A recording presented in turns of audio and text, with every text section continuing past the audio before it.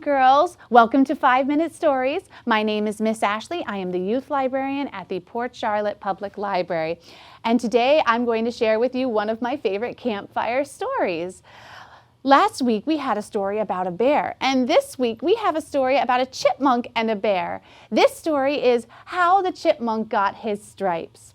Well, we all know that a bear is a big, strong animal, right? And he knows it too, and he's very proud of it. So he thinks very highly of himself. And he would walk through the forest telling all the animals, "I'm so big and strong, I can do anything."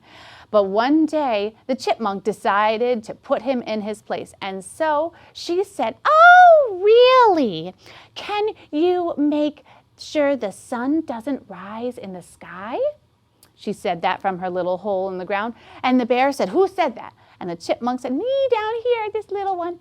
No one ever notices me." And the bear said, Well, I have never tried to stop the sun from rising, but yes, I'm so big and strong, I'm sure I can do it."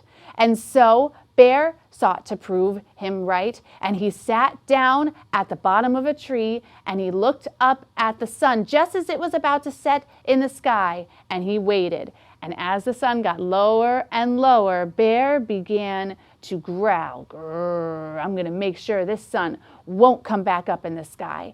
And he sat like that. And he waited all throughout the night. Even the chipmunk got tired of waiting, and she went to bed.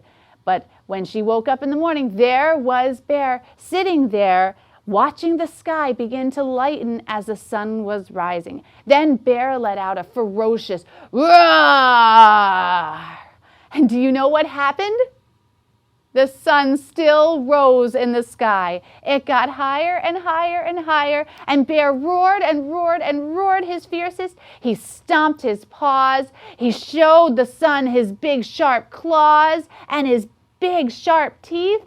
And you know what? Nothing worked. That sun got higher and higher until finally it was up in the sky. And Bear finally gave up. And the little chipmunk thought that was so funny. "Oh, you're so silly, Bear. No one can stop the sun from rising in the sky." "Oh, Bear, he tried to stop the sun and he didn't. Now he's angry." And she sang her song over and over, running around Bear as chipmunks do in their little scurrying fashion, around and around and around and around, until finally Bear had had enough. And he took his big paw and boom, he put it down on top of Chipmunk and pushed her down into the ground. And he said, "Oh, you think it's good to make fun of me, a big strong bear? I think I'll change my appetite for once, and I'll have you for lunch." And the little chipmunk realized her mistake in picking on a big strong bear.